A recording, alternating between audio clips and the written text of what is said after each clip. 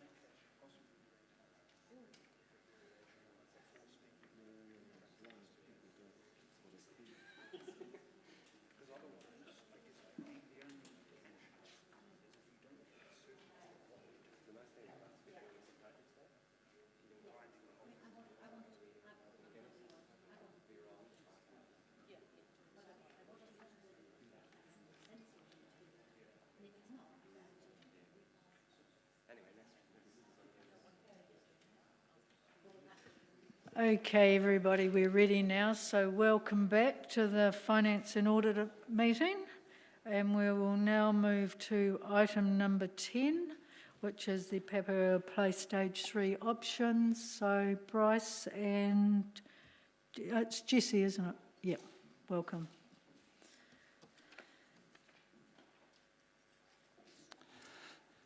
Good afternoon, councillors. Again, Jessie is our internal project manager, so I thought it was very appropriate for her to be sitting alongside me. So in this case, we actually have three in terms of option 1, 2 and 3 that are all very valid options. They all have plenty of benefits, but they all naturally come with their own various risks as well. But all three of them are practical and all three of them are feasible options in their own right. And in the absence of having a firm direction from council around whether there was a desire to completely intensify and only do units, or whether to explore a lounge, with all those, in absence of that, and all of these options are on the table. The options 2 and 3 that have been recommended from officers is, I suppose, the after considering a bit of a balance. Without that direction of providing, I guess, the tenant lounge and some units. And that differs a little bit from stages 1 and 2, where we had a very firm direction from council to intensify the units and build as many as we could. You'll also notice through the report there's quite a bit of commentary on urban design considerations.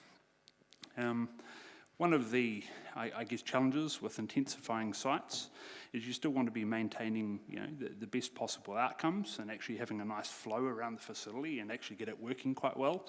And hence there being quite a bit of information on that.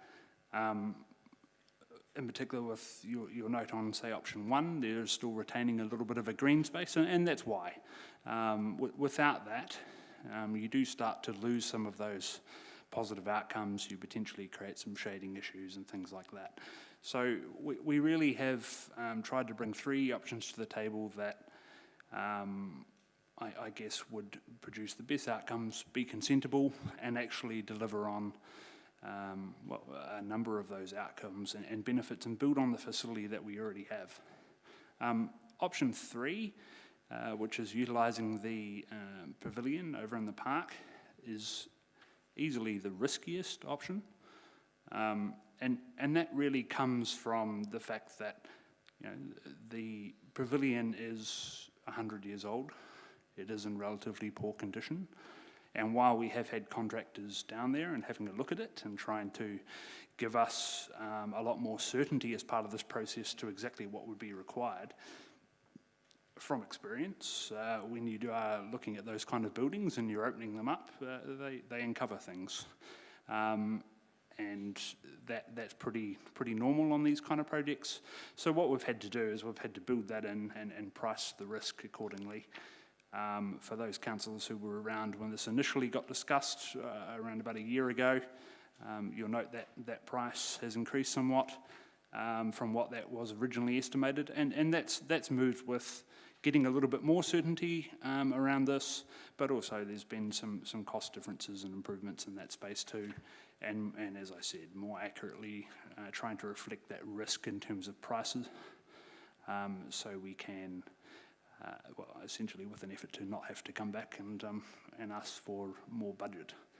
At a practical sense, should we move into a more detailed design around that pavilion and uncover any of these issues that we're going to significantly variate from that, it would be a fair and reasonable expectation to say we would be coming back to council saying that this has moved, essentially the gatepost has moved quite considerably, and giving council that secondary option around that pavilion, around what they wanted to do.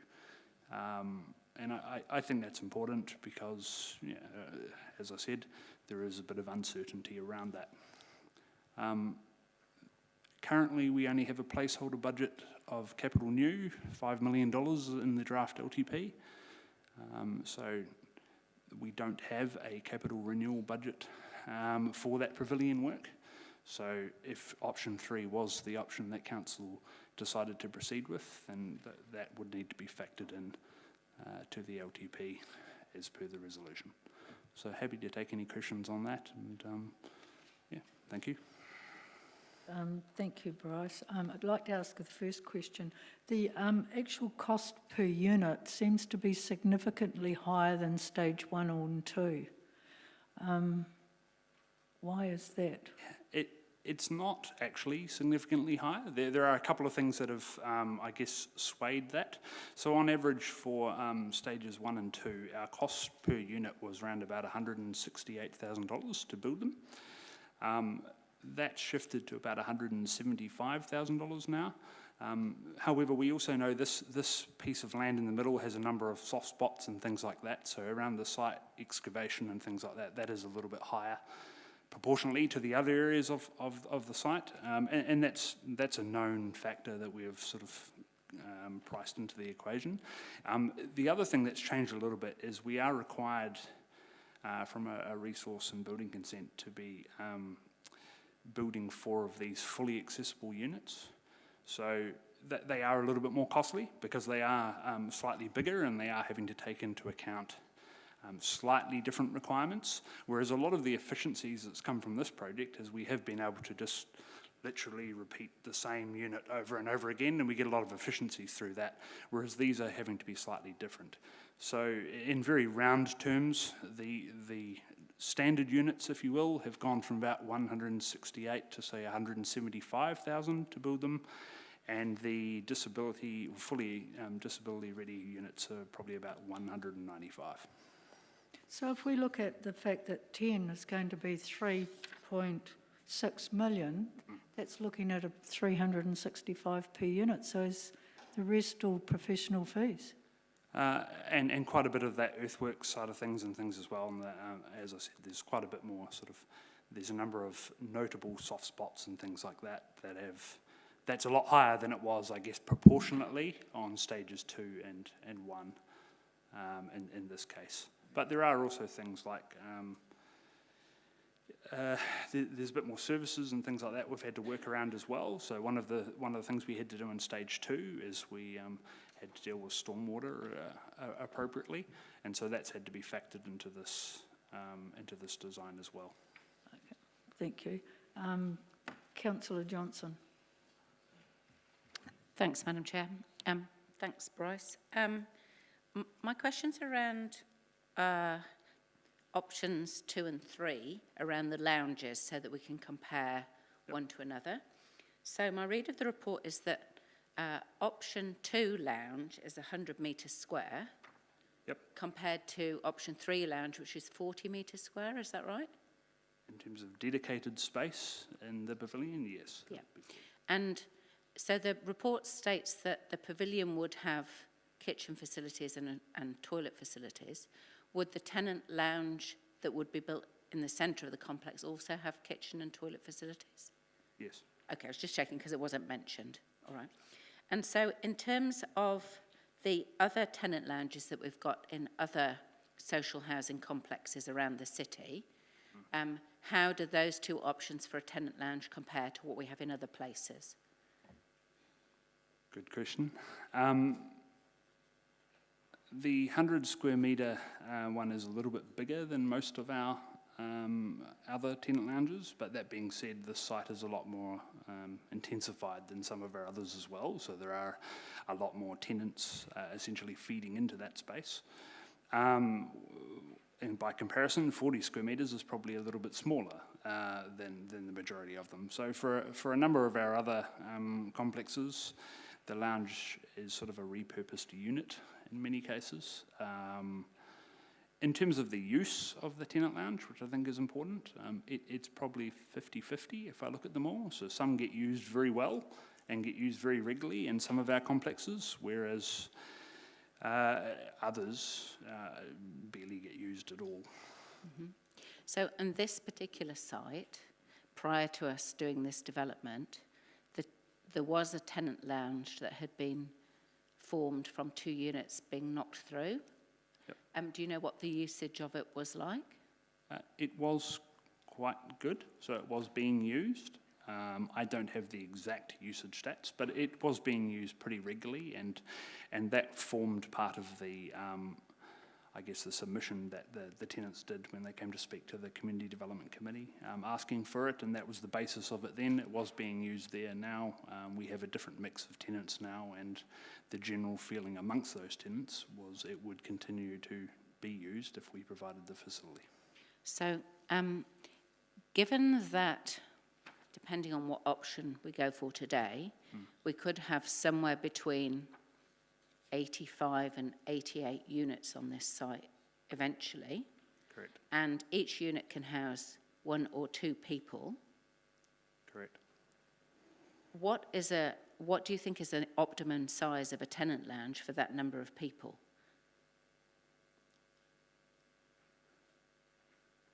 Not sure. So is the 100 metres square just because that's what fits? Is that how we got to that size? That definitely factored into it. Right, okay. And that was, the question was asked, what would be an appropriate size in order to provide the best, I guess, overall outcome, and going much larger than 100 square metres, for instance, would start to have those negative outcomes coming into it. Going much smaller, well, you're creating a bit more of an underutilised space. So it was probably the optimum between them all. Okay. That's it for now. Thanks, Madam Chair. Councillor Bowen. Thank you, Madam Chair. Thanks both. Similar lines, in both options, one of the risks identified is that the lounge won't meet the expectations of the community. Have we done any work with the community beyond that submission that came to community development? Yes, so we did conduct a tenant survey as well, which was mentioned in the report, to use it as a little bit of a yardstick to get an idea of usage, but we've also had conversations with the tenants around what would they want from it, and the general feeling is a nice open space with, it doesn't need to be particularly complex, toilet facilities and a kitchen facility where they can be having medium-sized gatherings would be ideal. So the risk really was you can't please all of the people all of the time? Essentially. Okay. On the pavilion itself, I know there's no capital budget for that, you've been clear, but what were we planning to do with that building if we don't do this with it? Currently, the plan was for it to, if it wasn't being utilised for this, just to continue as a sports pavilion. We do have renewal budgets in the sports pavilions in the LTP, and that would definitely potentially be one that could have been upgraded as part of that. But in terms of functionality, currently, in absence of it being used for anything else, it would be continuing as a sports pavilion. So there is a renewal budget somewhere for this in its sports pavilion capacity, and it would still be used some of the time as a sports pavilion, even if it was also a tenant lounge. So one of the design features, if it was going to get used for a lounge, was to be maintaining both those spaces, so it could become a dual-use facility, I suppose. If we didn't convert it in that aspect, then it would stay as a tenant lounge, as a sports pavilion, and then when we're prioritising our sports pavilion renewals, that would factor alongside all of the other pavilions and be ranked accordingly. If we were going to go with option 3, there could be a renewal budget somewhere that could feed into this. There would, however, in terms of tying it up with this project and aligning it, and whether the budget is not that large, to be transparent. Excuse me, Bryce, the CFO wants to comment. My response to that would be no. The option 3 with 600 or 530,000 of renewals does not exist in your long-term plan. What Bryce is explaining is there are some budget provisions for general renewals, but what we're talking about in this case is quite different to a general renewal. So I would suggest, if your question's leading towards do we already have that budgeted, the answer is no. Right, thank you. That is very helpful. And I suppose a slightly left field question, which just occurred to me in your description of the pavilion, is does it have any heritage value?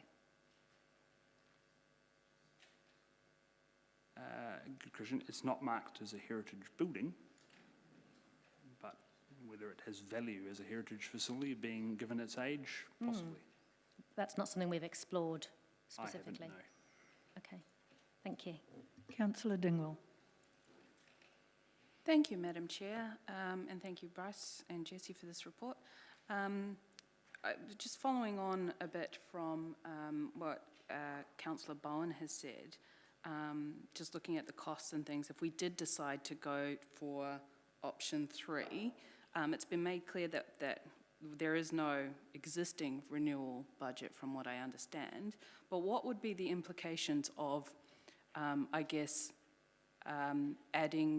not reducing the amount of the capital budget quite so much and using more of that to do the pavilion thing? Just in terms of we've had the $5 million placeholder in the long-term plan, but I'm just wondering how that, if there's ability to use some of that or hold that, or how that all works. Again, I'll get the CFO to answer that question. So under the current financial strategy, we fund renewals in a different way to what we fund capital new. And so under current rules and terms and conditions, assuming you agree to renewal option, that has a rates implication, certainly next year. We could, I suppose the answer to your question is, do we borrow to do the renewal? And under the current financial strategy, we would not generally do that. That would be going outside of our current financial strategy, which is why it's not being recommended. But I guess just with that, if we're already looking at reducing the amount of the 5 million down to 3 million, and then it just will it kind of, I don't know, come out in the wash basically? Effectively, it kind of will, because assuming we make this decision around renewals at the last minute, as we are, for renewals that are happening next year, according to our funding, we tend to fund the next 3 years' sum of renewals, and take the next 3 years, divide by 3, and that's the rating amount that we would do. So we would, under current strategy, we would fund through rates a third of that renewal. Effectively, that come out in the wash part does happen because we would have not pre-funded the previous 2 years and we would be borrowing for it. So in a roundabout way, sticking to the financial strategy, you would rate next year for a third of the 530 and you would borrow for the remaining. And so in a roundabout way, it kind of washes out, as you suggest. You would borrow for 2/3 of that renewal work regardless. Excellent. Cool. That answers that. Thank you. Councillor Naylor. Thank you. Just starting with page 86 and 1.5, it's talking about the lack of clarity in terms of council's desired objectives, as in it's not clear whether council's objective is to maximise the number of units or reach a compromised position. Given that this paper is seeking that clarity, why has option 1 not been included in the officer's recommendations, and only option 2 and 3, which involve a lounge? As I said earlier, options 2 and 3, I guess, provide the balanced approach where they are providing units as well as a lounge. So I guess in terms of trying to meet the tenant's desires, plus the intention of stages 1 and 2, where we're looking to build more units and intensify the site, those two are a balanced option between those. Option 1 is a valid option, I have to be clear. If it was council's desire to simply build more units, such as was the case for stages 1 and 2, then option 1 would be very valid and it would provide good outcomes and help to complete the site. So balanced in from whose perspective? Balancing the tenant's, I guess, desire to have a tenant lounge, and balancing that with building as many units as we can on the site and getting a mix of both. Okay, thank you. And just in terms of the tenant survey that's talked about in 2.9, were the tenants asked specifically just whether they wanted a tenant lounge, or were they asked whether they would prefer that as opposed to having additional housing units? Sorry, I can talk to this. The survey was carried out by the customer team, but we did have quite good conversations around it. They approached the tenants and asked, would they like a lounge, and then would they use it? Those were the two very key questions. They didn't specify the location of the lounge and the fact that whether it be on site or adjacent. They didn't dig into that kind of detail at the time. So there wasn't any option there given to tenants when they were answering that question about the trade-offs with the other possibility of having further units for 4 extra people to be able to live? No. Okay, thank you. And just in terms of the precedents or our policy around social housing, do other areas in the city where we've got current social housing have tenant lounge? There are a number of complexes that have them, definitely not all, and we don't have any policy per se to actually necessarily put them in. Okay, thank you. And just following up from Councillor Beatty's questions around the cost, that was also a question that I had, just because particularly option 1 looks at 3.843 million for 10 units, which is about well, I put that as 384,000 per unit. And your comments about them being 160, 170, 190 sort of brings it within that $2 million mark. So I'm just wondering, when you're talking about earthworks, are we talking close to $2 million worth of earthworks, or what? I'm trying to get an understanding of why such a big difference to what we've paid for. So sorry, probably wasn't entirely clear. So, you know, you're right, at a total project cost, if we were just to build one unit, that includes everything from professional fees to the site works to the build to a bit of contingency. If we were going to treat them as individual, and using option 1, 10 individual projects, you're right, that would be the case. When I make the comment around it being 175 a unit, that's probably the raw build cost, if you will. So all of the professional fees, contingencies, all those other project costs are over and above that amount. But in the past, you know, we have talked about the efficiencies we've gotten from stage 1 and 2, and we've looked at the cost to build the units, and we have talked about that $168,000 number. So when I made that comment, it was more of a comparison to stages 1 and 2 and what that cost was when we've had those previous discussions, as opposed to a total project cost, which you're right, when you factor in those things, it does become a lot more. Okay, and just final question, what's our current waiting list for people wanting to live in a social house, council-owned social house? Not sure, sorry, my team doesn't look after the tenant numbers. I don't know if... Is there anyone that can give us in my report last week, it's over 400. And just, sorry, one last question.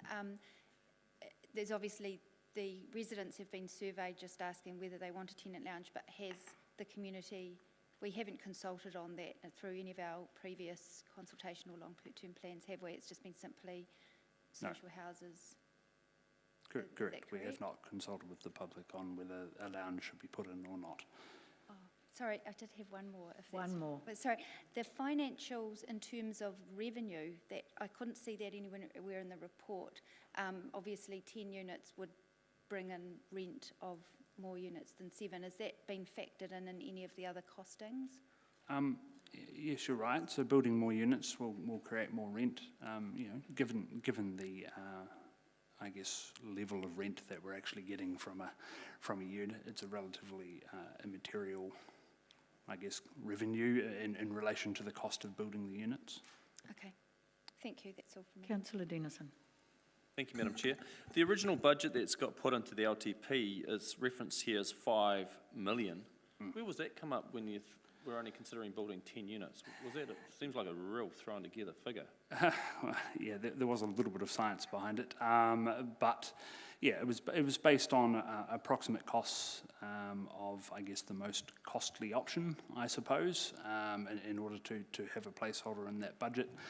Considering the current sort of costs we were experiencing around stage 2, and trying to, I guess, build a bit of a bottom-up project budget at a high level, the $5 million was only ever a placeholder, hence it being exactly $5 million. And this report was always due to be coming to this committee to get confirmation of the preferred option, and at that time the budget was always intended to be reviewed accordingly. Okay, so in the financials where we said that why this cost is still 3.8 million, this is a decrease from the current placeholder budget. I'm just struggling to see the advantage in that because it's still 3.8 million. Well, currently in the draft LTP, we are consulting on it being $5 million. Yep, no, that's fine. I'm happy with your response. With the community centre, with the one using the Papaoa recreational hall for the that we've got a proposal that we're just doing half. It would seem to me if we were going to do the upgrade, we'd want to marry two budgets together and actually get an overall outcome there rather than upgrade half of a building. That would be what would be more sensible. So that renovation cost is for the whole building, so we'll also take the advantage to be doing up the pavilion in its entirety, not just the tenant lounge side. Okay, thank you. And the difference that you were quoting of the unit cost of 178 for the current unit, and then 190 to 195, did I hear you right, with the disability units? Correct. So up to $17,000 extra per unit for disability. I understood that the units were somewhat disability friendly as far as the widths of corridors and the door frames. What is the difference in the, because I did see wet floor showers and... Yeah, What's the they difference? absolutely are. So one of the key features of the standard units, if you will, is we have definitely, as part of the LifeMark accreditation, we've considered a number of those kind of factors, and we have made them more disability friendly, I guess, for lack of a better way of putting it. However, the Building Act has quite strict requirements around exactly what that looks like, and they don't quite meet that in terms of being deemed fully accessible. So there's some things like, while the benches are lowered, they're not completely lowered to exactly the right level. The hallways and the configuration does need to be slightly different, as with the bathrooms and things like that, hence there being a slight difference per unit. And they are slightly bigger in terms of floor plate as well. Not considerably, but slightly. Okay, thank you, Madam Chair. Councillor Hapeta. Thanks, Madam Chair. Thanks, Bryce and Jess. Just a couple of questions. I'm looking at page 102, 4.82. It just says that the pavilion, the needs of the sports users, especially given the infrequent use rate. Do you know what the use rate is of the pavilion?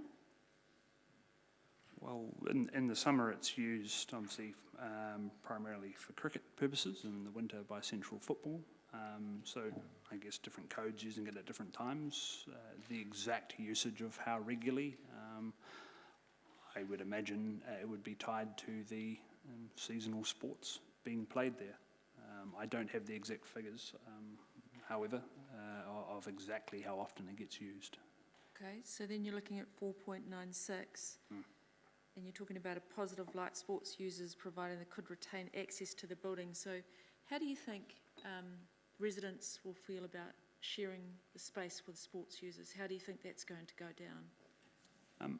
Well, that was raised in the deputation to the Community Development Committee when they actually, one of the questions from a councillor to them at that time was, could we look at repurposing the pavilion? And the answer was yes, and they understood that that would be a dual-use facility and that would be viewed as a outcome was better than no outcome, I think was the quote they gave. Has the same question been put to the sports users?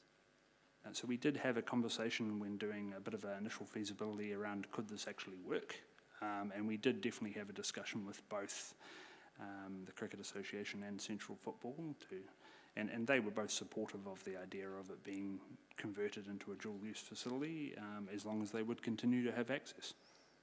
And it's been upgraded because that's what your comments say in 4.96. Yes, they were notably also pleased about that as well because they were getting a better facility. Councillor Hancock. Thanks, Madam Chair. Look, I'll be very quick. Just in terms of accessibility and usability, the tenant lounge under option 2, would be centrally located within the whole complex? Correct. And just confirming that the sports pavilion would be on the periphery and requires crossing a road? No, not a road, but we would be needing to do a little bit of work to create a solid pathway, I guess, going from the Pavilion complex to that pavilion, whereas currently it's not really particularly well formed. But no, they wouldn't have to cross a road. Thank you.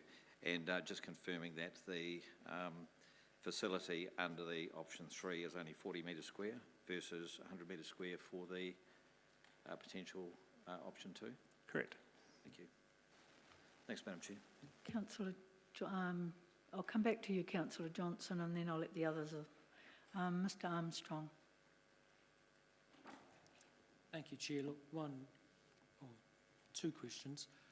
Firstly, is the option to use the pavilion somewhat dependent on the seismic survey outcome? Is that a threshold to be crossed?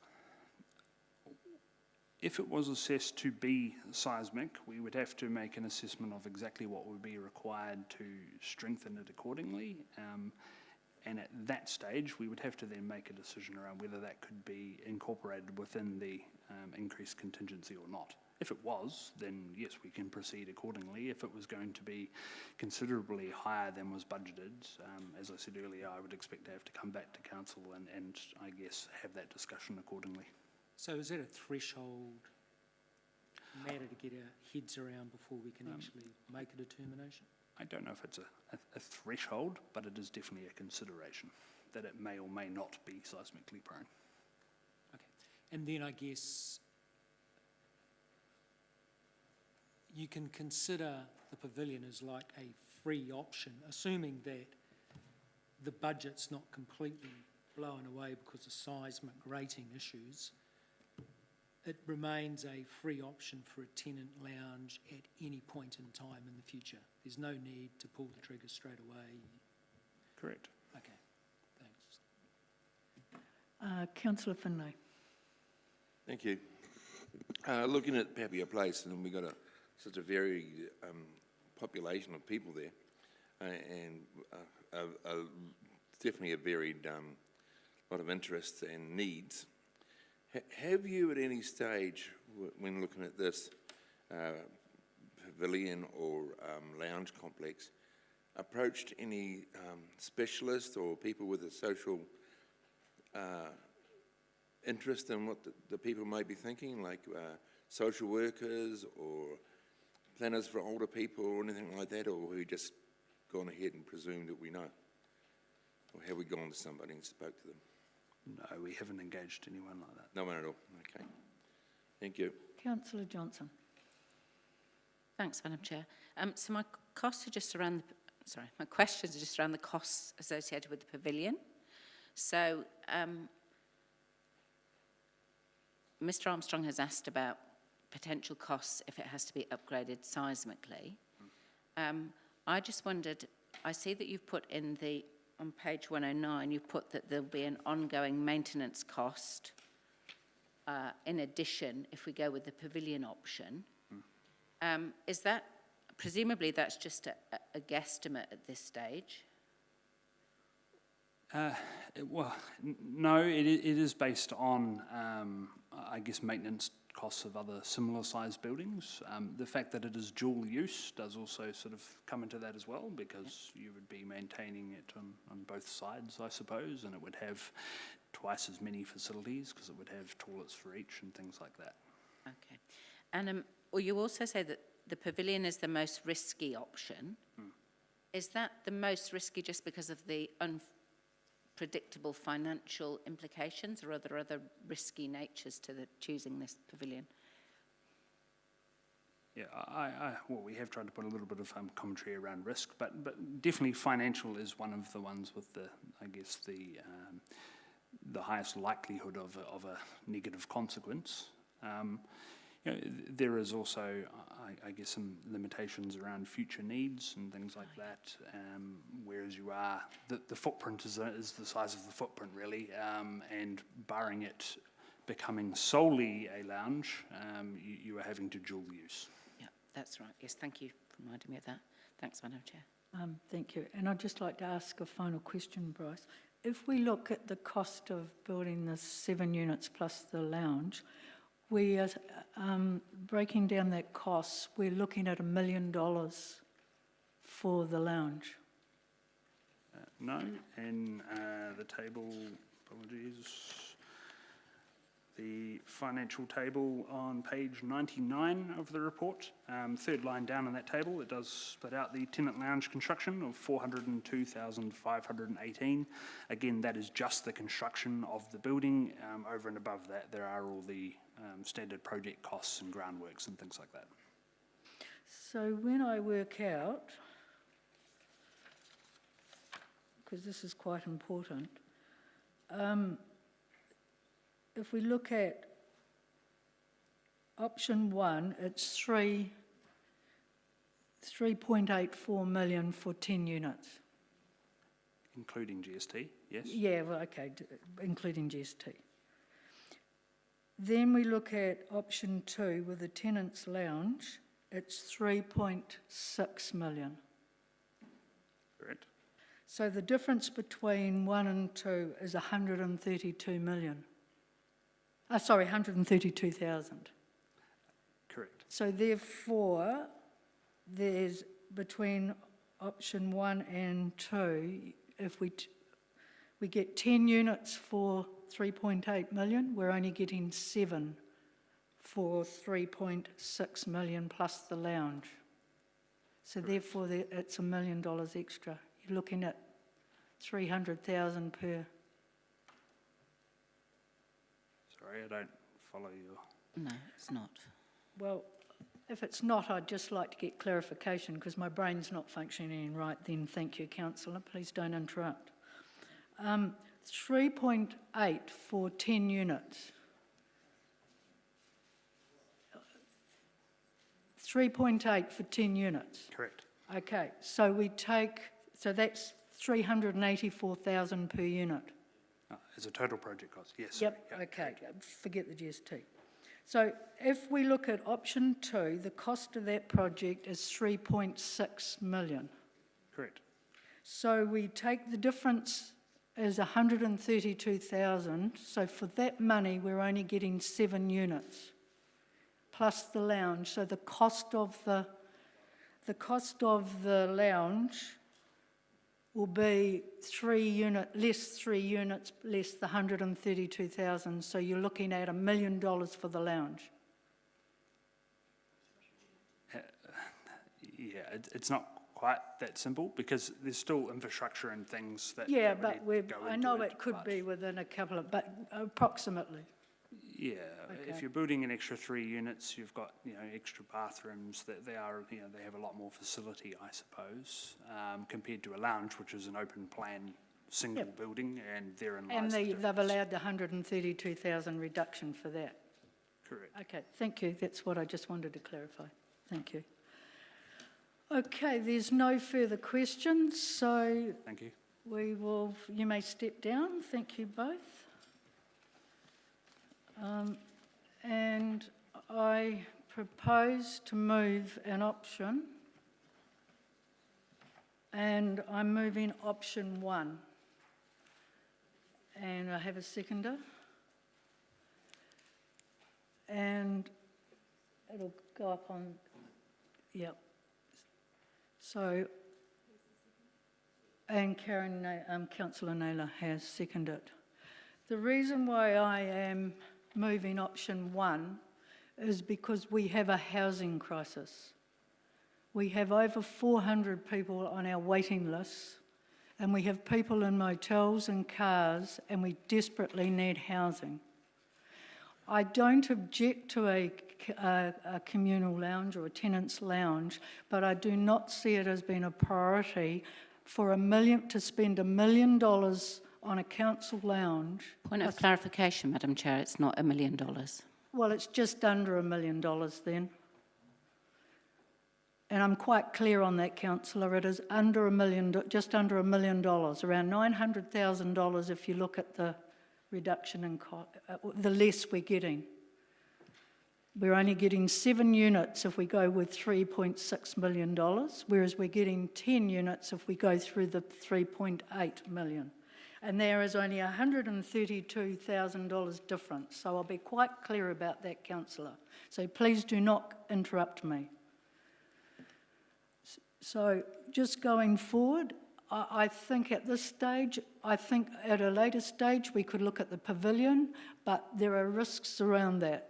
I mean, one thing we've been just told today, we don't even know if we have an earthquake problem with it, and we do not have budgets with it, and to me there hasn't been proper costings done on it. But it's something that we could go out to consultation on in the 10-year plan and see if there is budgets, or if come back through the 10-year LTP process, we can look at it again. And that's my other concern of the transparency of this to our ratepayers. By spending $1 million, this has just under $1 million, just to get that right, that we have not been out for consultation to the ratepayers to spend $1 million. I mean, we're just spending over $1 million at Bunnythorpe, and look at the consultation process we've gone through that. They've been waiting for years. And I will go back to what I just said before, as the most critical thing in this city is for housing for people, and we should be looking at the tenants' lounge secondly. Councillor Naylor. Thank you. Yes, I'm very much in support of option one. I think for very much similar reasons that has already been outlined by Councillor Beattie, I think when you go to a child and say, would you like a lolly, they usually say yes. And I mean, I compare the survey that's been done with the residents in a similar way. They haven't really been given options or trade-offs. Nobody's been told if, the same money was spent, then there could be 3 additional units. And I mean, I think that lacks a little bit of completeness in terms of a survey, really. So, of course, it would be, lovely to have a community lounge. I'm not denying that. But I think there is more benefit to the 400 odd people waiting on the waiting list to have 3 additional units. And at an average cost of 384,000 a unit, 3 units is worth 1.152 million. So in actual fact, I endorse what the chair has already outlined and the numbers that she's put together to get those.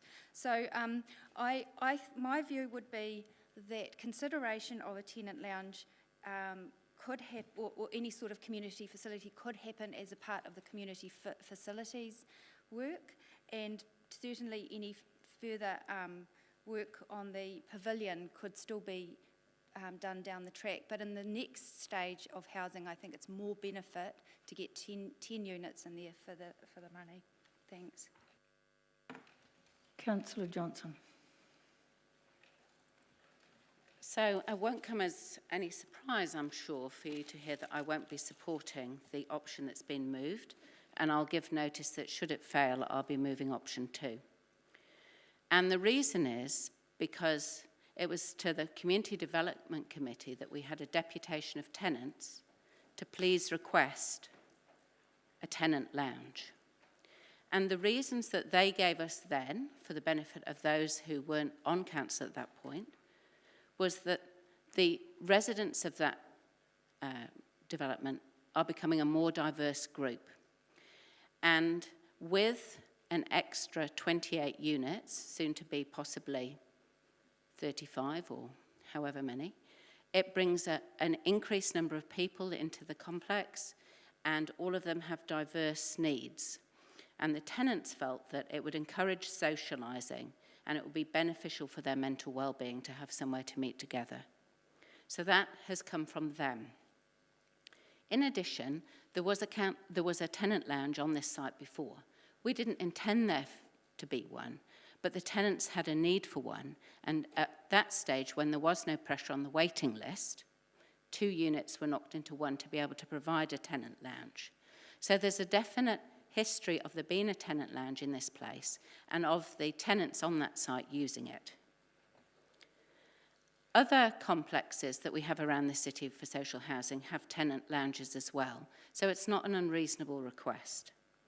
And it's important that council is seen as a role model for producing social housing complexes. We're seeing more and more density of housing going up.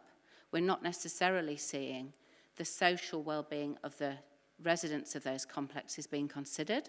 And I think it's very important that we as council demonstrate what best practice is in terms of urban design, in terms of social cohesiveness. This lounge would fit with our strategic direction in the social housing plan, which is to meet the needs of the tenants and to encourage tenants to have the social support that they need. We've already had the shovel-ready money for this project. From memory, it was about 4.5 million. So there's an expectation here that we would be able to provide additional units and also to get on with it and not to be quibbling over cost. I think it's very important that we look to the future. We need to be looking to the next 50 years. What would be most appropriate in this complex?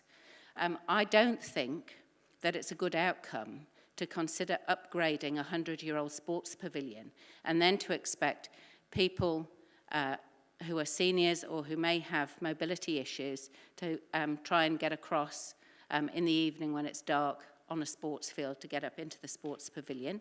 And I also think that the costs of that upgrade option are indeterminate, as well as needing to be added to rates as opposed to being a capital spend.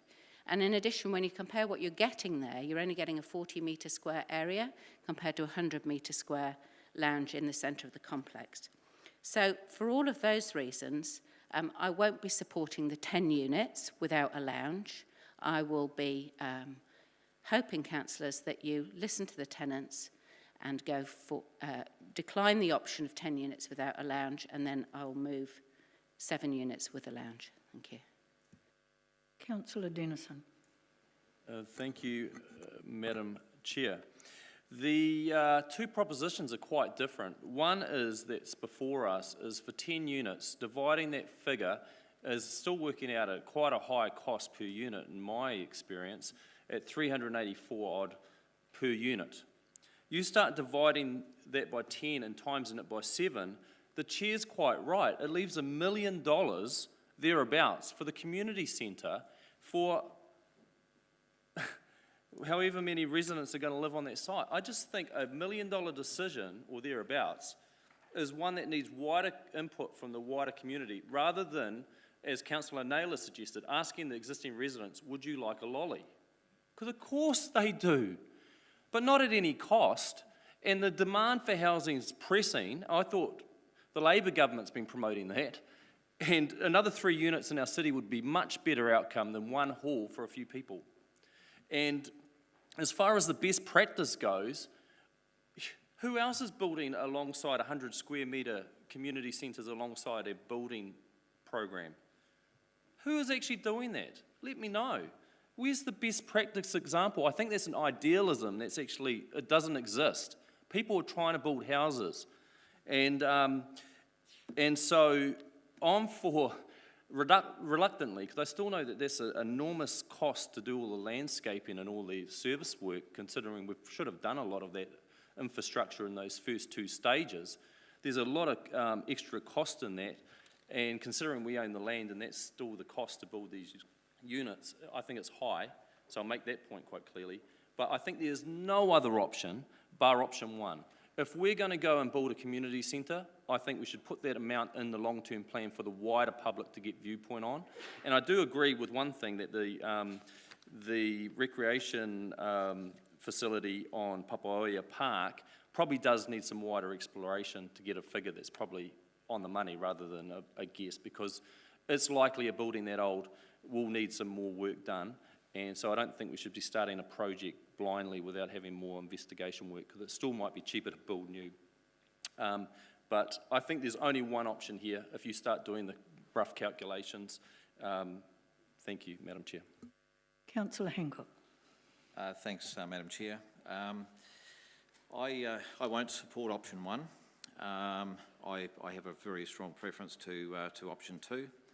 And the reason for that is that council actually has got a responsibility to the social wellbeing of our tenants. Last year, Dr. Syed Zaman came along to talk to us in the Community Development Committee, and actually gave very, very strong indication about the effects of loneliness on mental health.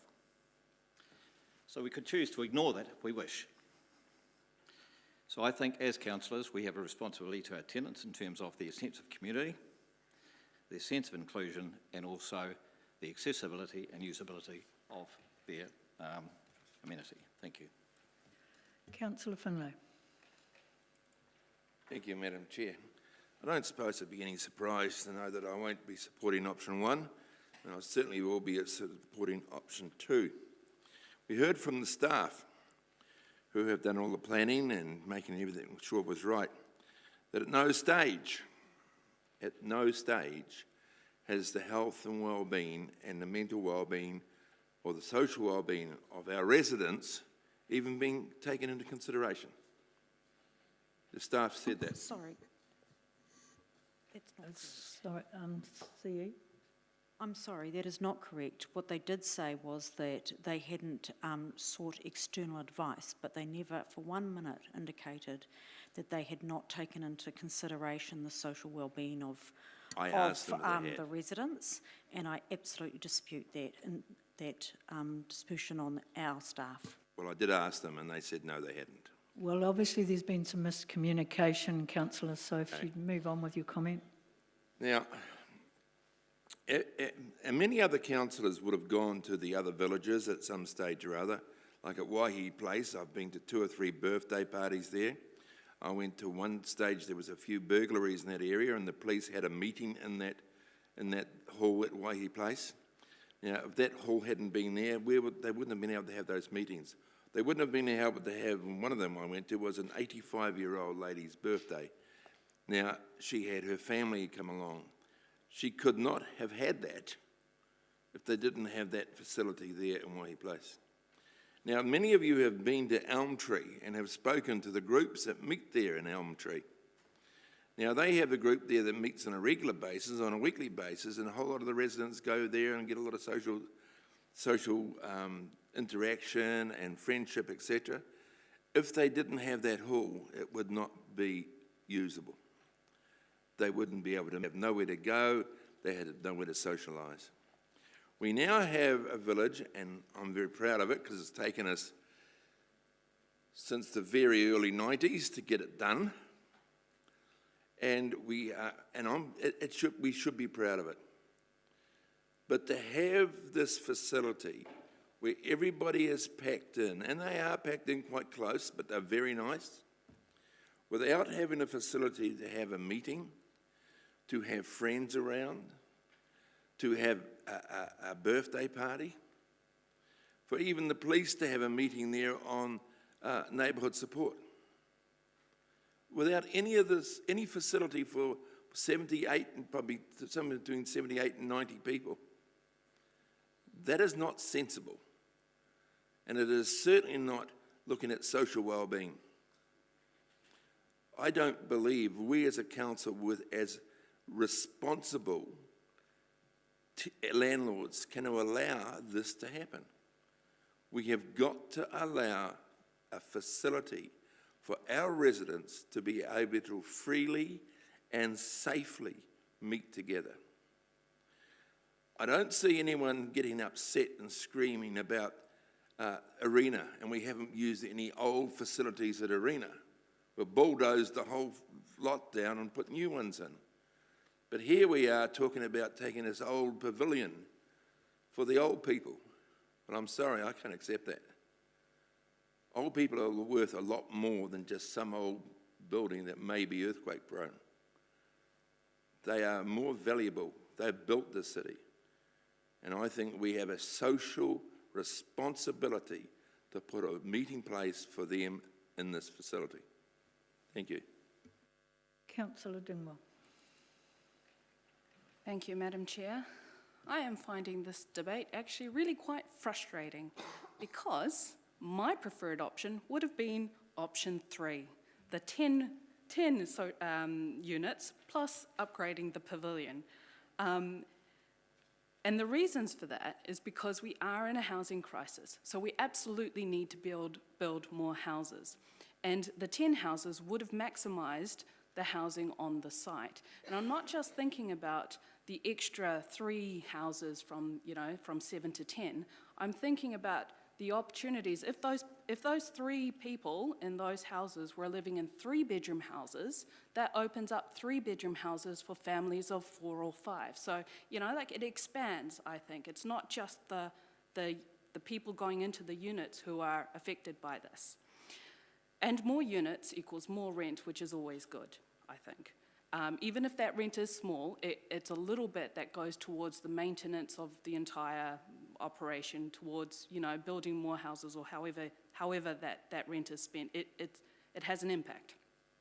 And it sounds like the pavilion would have been due for an upgrade anyway. I mean, it's 100 years old. And the heritage potential is still potential. So, it is an unknown, but officers can't go down that path if we don't give them the direction to actually do that. However, What's been moved here is option 1, which is just the 10 units and no tenant lounge. And that also does not sit well with me, because the tenant lounge would support social cohesion. The current units are very small, but there are limited opportunities for tenants to meet and socialise, which is actually really important for mental health and also neighbourhood safety. We don't want slums where people stay in their own little areas and don't connect with each other. And we also don't want situations where someone falls ill and no one notices. If there's a health issue with one of those tenants and no one else works it out because no one talks to each other, because there is no tenant lounge, that would be a very bad thing. So, this makes this very difficult for me. I think at this stage I would not be supporting the 10 unit option 1 as it is. I probably would support 7 plus a lounge, unless somebody decides option 3 is also worth doing. But option 3 would have been my preference. Councillor Butt. Thank you, Madam Chair. There is a very complicated analysis in my mind, but I'll try to make it simple. If you consider only one tenant in one unit at the moment, and only one tenant in the future, the other units that we are going to build. If you're going after option 1, comparing option 1 and 2, you will be partially satisfying 3 extra people by building 3 extra units. While if you go after option 2, you will be satisfying 82 people who are already living there or will be living later on. And if you are going after option 3, so the price comparison in my mind is, if you prefer option 2 on option 1, you will be saving $200,000. And if you are going after option 3, you will be spending an extra $600,000 and satisfying altogether 85 people by making that pavilion into a community center or whatever. So I'll be intending to support, if not option 3, my minimum option will be option 2. Thank you. Councillor Barrett. Thank you, Madam Chair. Just wanted to comment a bit around the rather interesting commentary that we've been listening to, and I think anybody that's observed how families work or how social groups of friends work realize that actually opportunities to get together and connect are vitally important to the health of the individuals in those families, as well as the wider social connectivity and social well-being. And so it's been mind-blowing to me to hear something that is as fundamental to people's well-being described as a lolly. Honestly? Are we really in a position where we're saying that something that study after study after study and observation tells us is fundamental to communities and people's well-being is suddenly being described as a lolly when we've already got the funds pre-allocated in the budget that can meet those needs? The other part of the argument that I find quite ironic is this idea, well, we need to build as many as possible. We've got to build all 10, or if we could have fit 12 or whatever. But every single one of these cuts a budget from $5 million to less than $4 million. So surely if we were wanting to actually maximize the amount of housing we were building, we would have left the money in the budget and gone and found some other places to build with. So I just don't find any real weight in the arguments that are being put forward around option 1, and I think that it's actually somewhere down the end of the spectrum towards cruel and inhumane to actually suggest that we actually think about not including some social space. So I'll be very pleased to vote against option 1, look forward to supporting an alternative. We need to conclude these comments, so and I'll take the final one as Councillor Meehan. Madam Chair, all good. Please be said. Thank you. Okay, thank you. I'm not taking any further comments because we need to vote. So, okay. And everybody's come into the queue late, so we'll go to vote.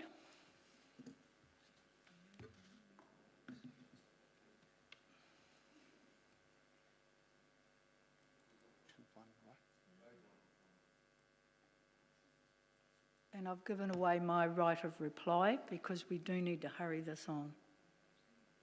So we are voting. On option 1, that's the recommendation up there on option 1. Yeah, I'm coming along.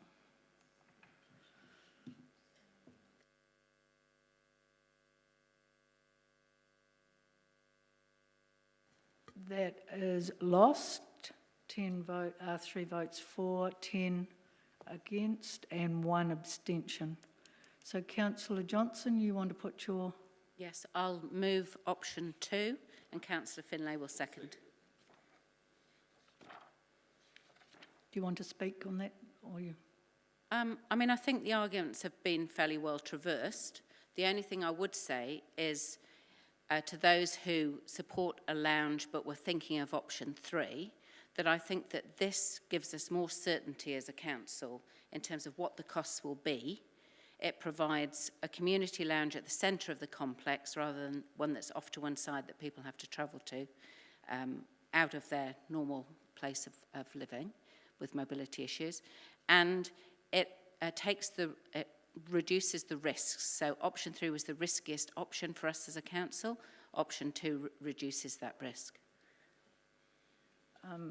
I'd just like to comment that I would vote against this. I'd rather go for option 3. So if this fails and somebody wants to put option 3 up, I will go for that. I think that the fact that we've got land there, that we've got the opportunity to put the 3 units there, so I would rather see extra money go into the pavilion. It's a council asset, so we've got an opportunity to turn that pavilion into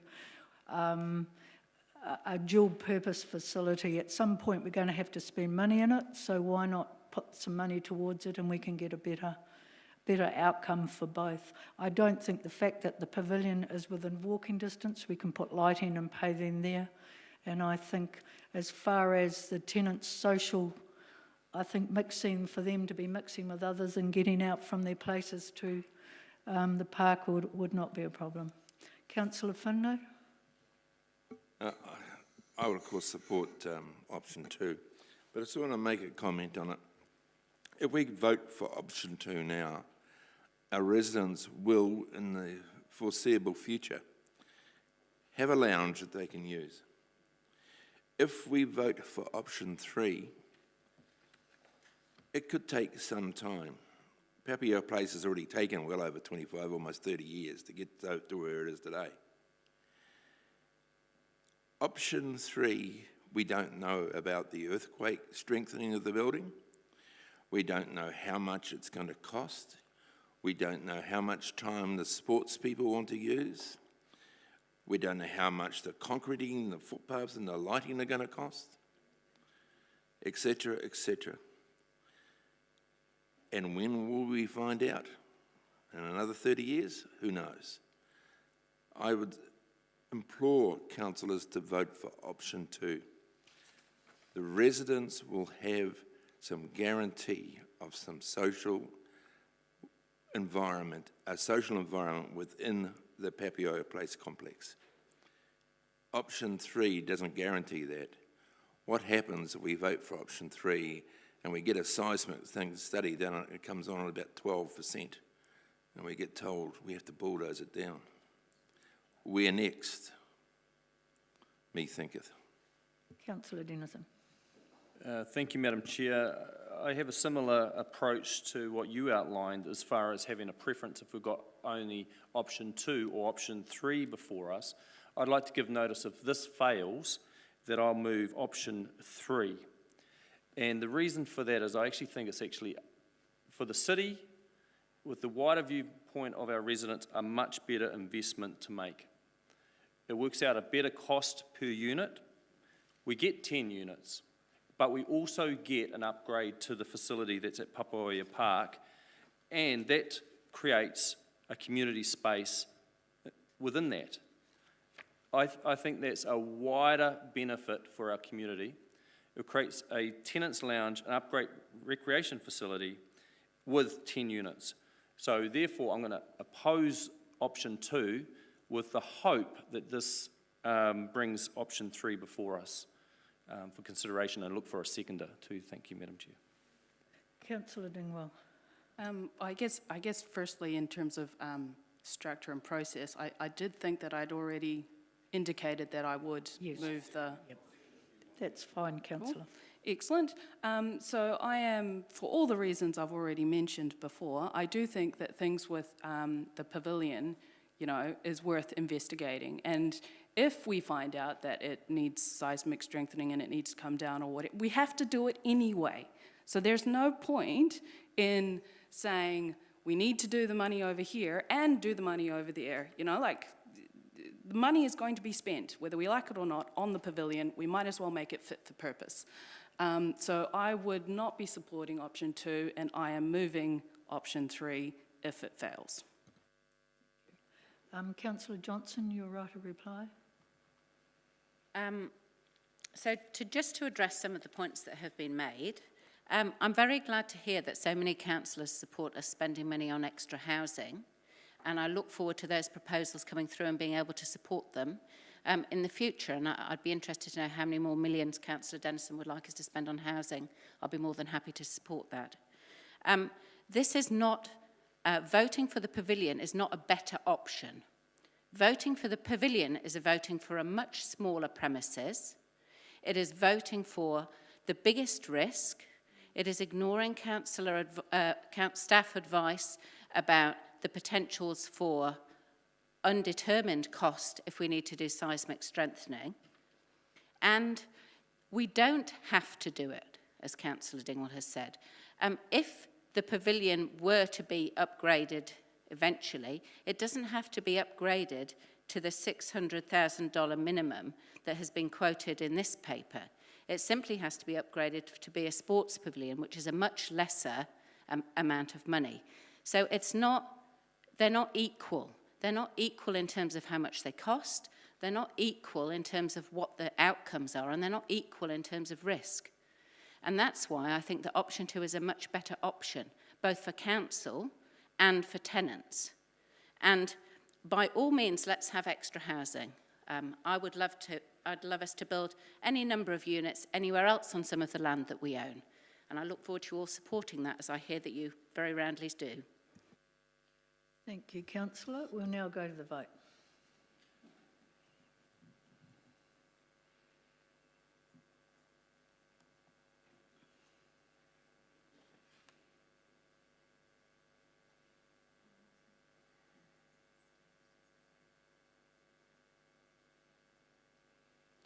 And that is carried 9 votes for, 4 against and 1 abstention.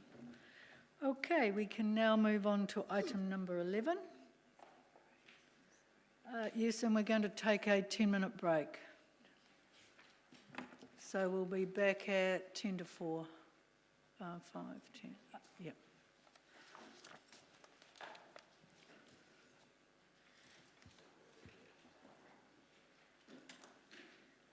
Sorry, I didn't realise the time.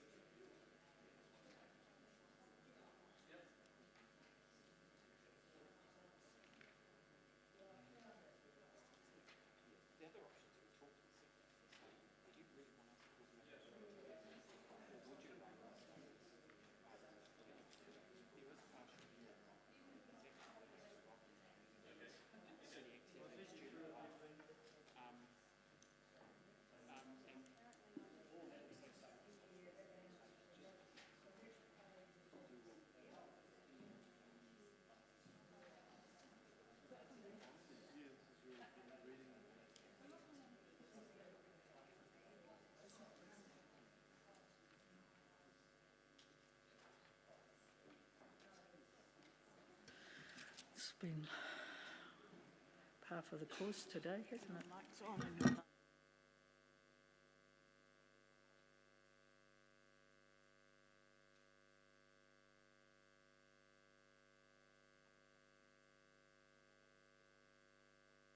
it?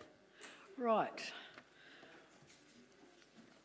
Right, we're moving on now, councillors. We're on to item number 11, which is on page 117. And you would have all received an additional document, and this replaces pages 158 and 159. Those sheets are incorrect, so they're the updated. And I'll pass over to Steve. Yes, Madam Chair and councillors.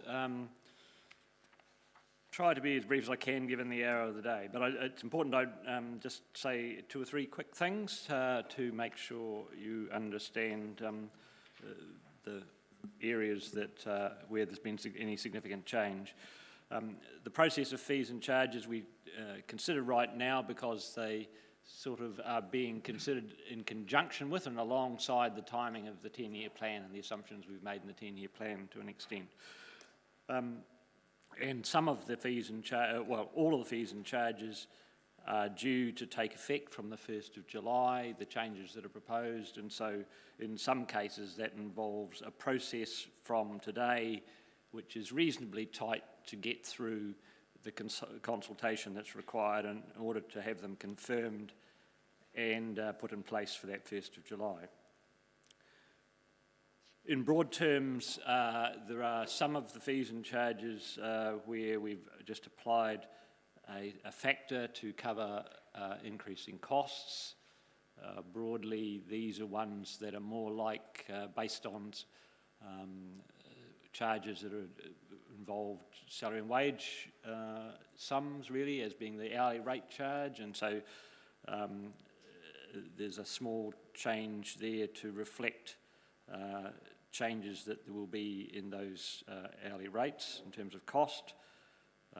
We recognise, of course, that in terms of the overall cost of services there is an increase that's assumed through the 10-year plan process for the first year, and it's important to try, in conjunction with the policy that we have about who should wear the cost, whether it's the user or the ratepayer as being a public good, that fees and charges get reviewed annually in order to try and keep that balance right. So that general introduction, the report gives that general stuff at the start and then has attachments and appendices about each of the different types of fees and charges that we're talking about here. And I'll just quickly move through them all to highlight those areas where there is something significant. The first is trade waste, and in that case there's a process here that involves public consultation, or in particular consultation with trade waste users, and we have a process for doing that each year, and the fees are really based on some formula that are involved in the bylaw that governs trade waste. And so to an extent there isn't much in the way of choice about the way in which that bylaw is interpreted, particularly for the charges that are based on volume. There is a little bit of choice in relation to those that are administrative type charges, and in that particular case there's a proposal to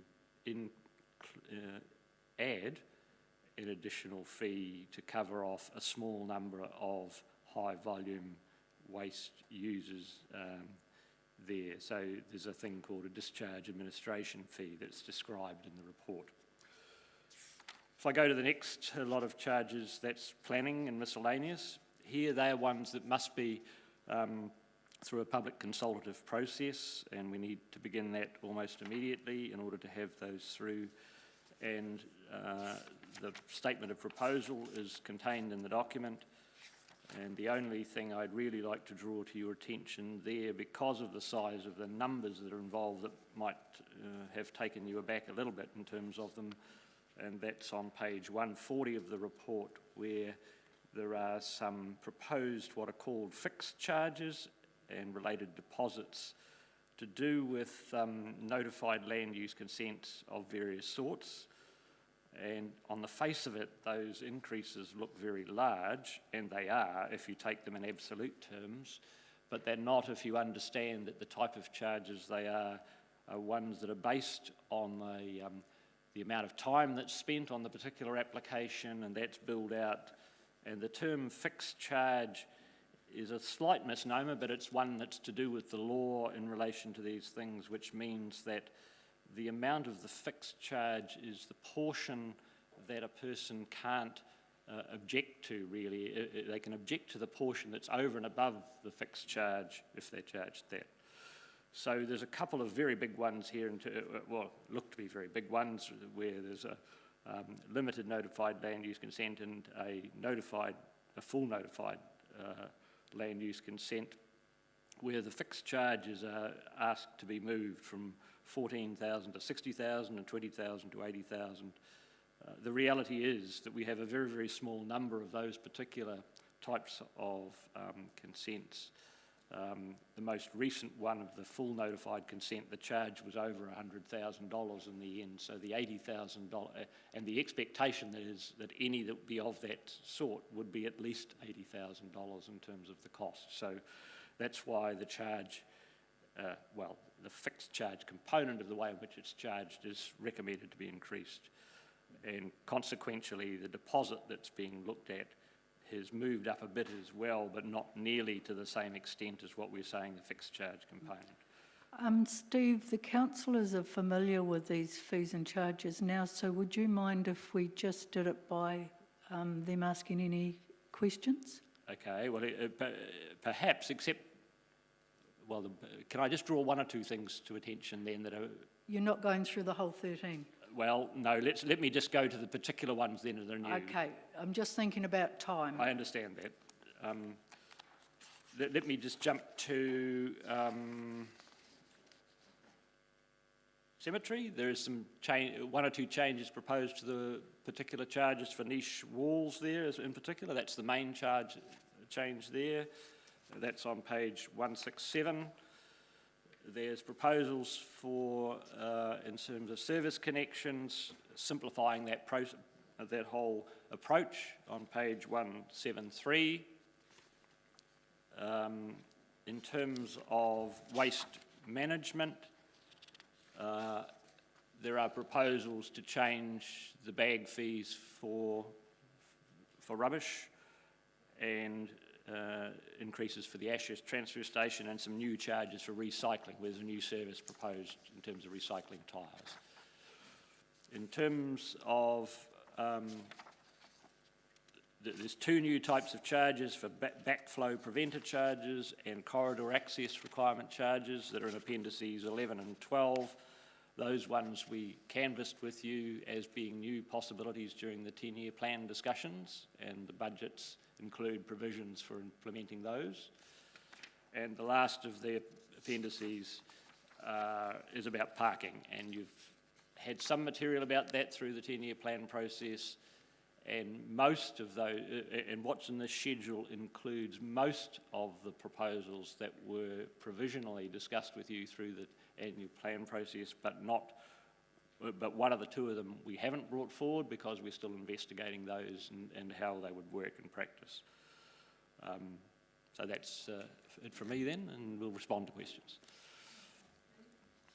Much appreciated. First up is Councillor Johnson. Thanks, Madam Chair. I've just got one question. Steve, it's on page 127, which is the table with the yellow headings. So under connected communities, social housing, rental. Oh, yes. Under comments, we've got the remaining housing will be subsidised with rent to be set at no more than 30% of the net weekly income. Now, as you may recall, we had a debate about this. Yes, yes, indeed. And the policy is due to be reviewed or reconfirmed or debated or whatever in the 10-year plan. Yes. So if we vote for this today, this doesn't set it at 30% because... No, this is just stating how it is at the moment. Okay, because what we agreed at the moment is that the formulae that are used, which in some cases amount to 25% of the net weekly income, Yes. would be the current formulae. So I don't want to just let this sneak through. Right. No, it's not meant to be a policy document at all. The comment was given to me by the staff who are involved in this area as to being what the current position is. It's not reflective of the current position, then I stand corrected. But Okay, that's fine. So this is not the definitive answer, that's coming later. Okay, thank you. Councillor Butt. Thank you, Madam Chair. And thank you, Steve. Page 132.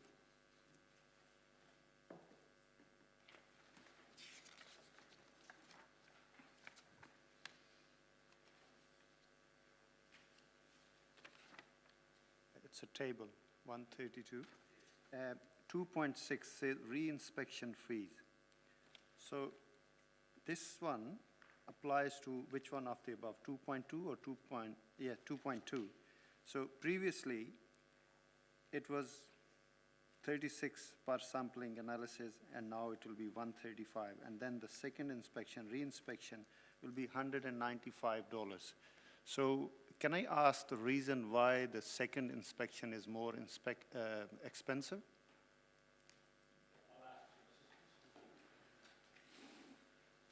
from Robert?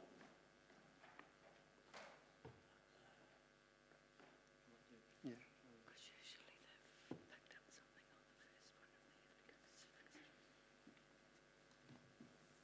Essentially, the inspections are scheduled with the contractor, so they have a program of inspections that they do through the year, and they do them in blocks. So they're able to do that quite efficiently by going from one premises to another, and if the premises passes, then tick. So there's an efficiency factor within the fixed charge for the annual inspection.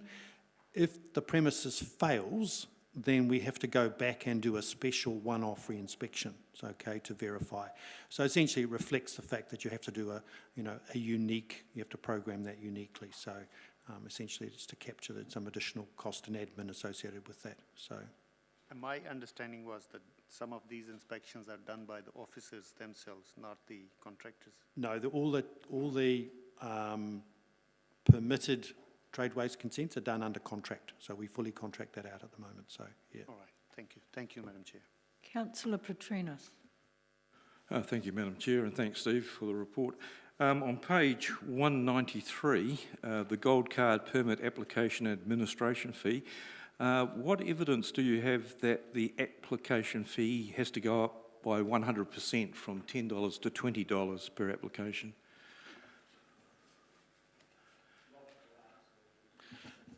We don't have an exact breakdown of the hours charged because they haven't been factored, but we receive about 2,500 applications a year. So we've done a simple analysis of the amount of time it takes to interact with the customers, respond to them, and essentially what we're collecting at the moment does not cover that administration cost. So we're looking to raise that cost to something which allows us to interact with the customer, issue the permits, people come and collect the permits. So it's really around all that administration. So. Okay. A second question, Madam Chair, in relation to that, why was the free parking time changed from 9 to 12 to 8:30 a.m. to 11:30 a.m. because all the shops are shut at 8:30 in the morning? Well, essentially, it's to align with demand pattern across the city. So, I mean, we start charging for parking at 8:30, okay? So, I mean, essentially, whether the shops are open or not, people can come, and if they park in the CBD, they are charged. We are terminating that free period earlier in order for us to make available paid parking for the busy time of the day, which is prior to lunch, so when we get the highest demand. So. On page 195, Madam Chair, the extended paid parking hours, the revenue generated from those 4 days of extended parking, does that cover the cost of enforcement as well?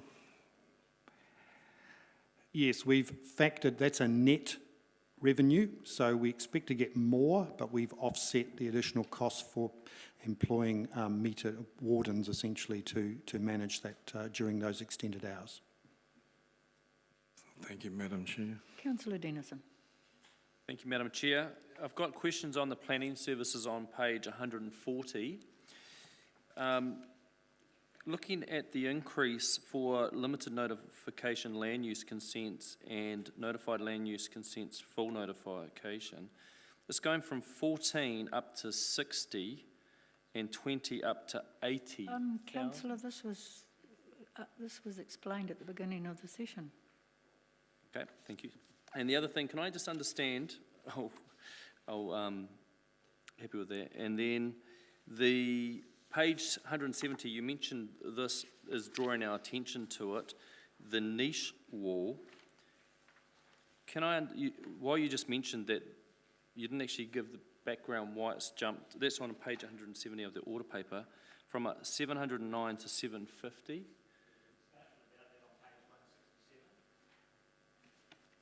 Thank you. Are you right, councillor? Yep, thank you, Madam Chair. Mr Armstrong. Thank you, Madam Chair. Look, Steve, thank you for the explanation around planning services.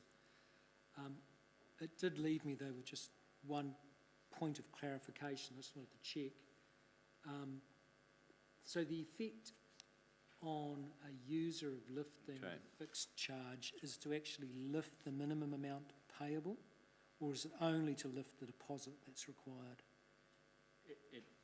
It lifts the deposit that's required, but also means that if the ultimate bill is more than the amount of the fixed charge, the person has rights to challenge the sums above the fixed charge, but not any sums less than that. There are no circumstances or prospects that this process of notification is going to cost less than $80,000 or $60,000. That's my understanding.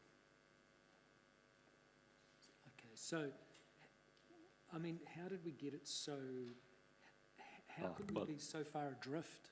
Well, I think we've progressively increased those types of charge over the years, but the complexity of the types of consents that are involved, they're much, much more complex now than they once were, is my understanding. And the number of experts that have to be brought in for all sorts of things has multiplied. Thank you. Significantly. Thank you. Appreciate that. And then and thanks for the preamble about how you arrive at these costs, and I took that on board as well. But the question I had is, I get the sense that with the exception of the new costs, this is the way we've done things for quite some time. And I just wondered, and you might care to elaborate, what I had in mind is it seems to me to be a focus on spreading costs as opposed to perhaps incentivising users in a manner that might result in an overall reduction in cost. I just wondered if you'd comment on that as a proposition. Well, from time to time we look at the structure of particular fees and charges in activities. We don't do that in detail every year, but from time to time we do look at that, and that sort of, right back to first principles, look at what we're really trying to achieve is done. And we try, I guess, every 3 or 4 years for each activity to have done something like that. And in this particular year, with lots of other things going on, we've focused much more on just more or less business as usual for the types of activities that we've got, because there were a number of areas where we made some significant changes to structure last year. Not necessarily in the planning area, but in some of the other ones.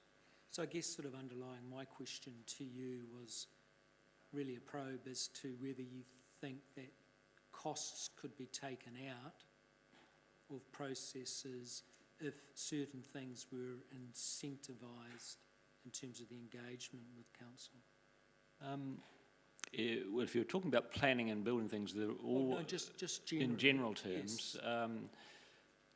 I guess the council's got multiple objectives for a lot of these things, and it's a matter of trying to see what's going to achieve the best ends in terms of the way in which the council's overall objectives are being achieved. And certainly, if you look at some types of things, for example, I can think of animal control last year, where there was an incentive given to preferred owners of dogs and things to behave in a particular way and to enable that to happen. And so we've structured the fees in a way that tries to reflect the types of behaviour the council's trying to promote, and therefore, I suppose, reduce the costs overall to everybody by more compliance with that. So we could perhaps give a bit more focus on that from time to time, but we're forever looking at new ways of doing things to try and improve and incentivise people. So without flogging a dead horse any further, but just one more question, do you get the sense then that, are these costs and recoveries tracking ahead of inflation over time?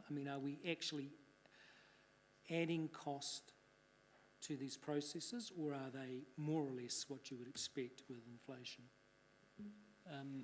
Processes, they change over time, and if I think about the planning and building, for example, they're ones that they've become much more complex and all sorts of things, but the government, through some processes, has tried to streamline them as well and change responsibilities for doing things in order to make them more affordable for people, and so for the way I see it, it's not strictly related to inflation or anything, but the nature of the activities themselves is changing quite a bit from time to time. Thank you.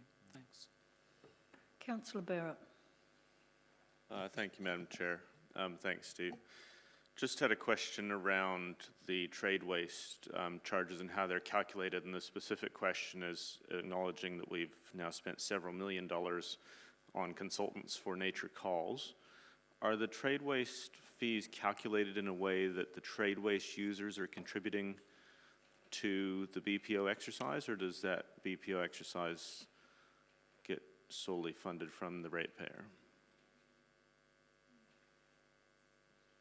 Yeah, I think, though, my recollection is that the costs of wastewater, including the BPO costs, would be part of what's used to calculate these charges. Certainly it's our intention that trade waste users contribute to all costs of the processing of waste, and I think, without double checking, that they do cover these BPO costs that we've got as part of the costs of wastewater at the moment.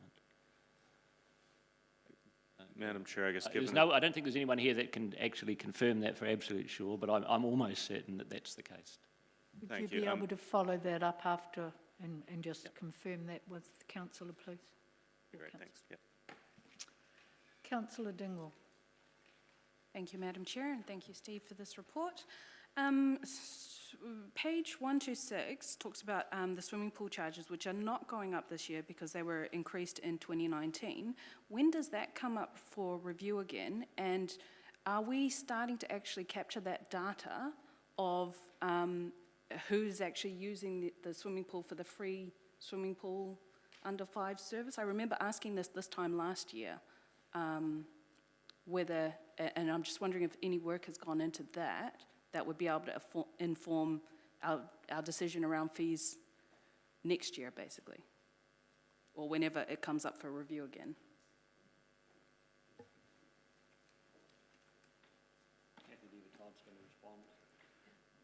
I feel that you've been looking over my computer monitor, because I'm actually compiling that information at the moment with the intention of putting it out as for information only through the Friday compendium, to just show that that program is still progressing well. We've had a general increase in entries into the pools right across the board, particularly following COVID.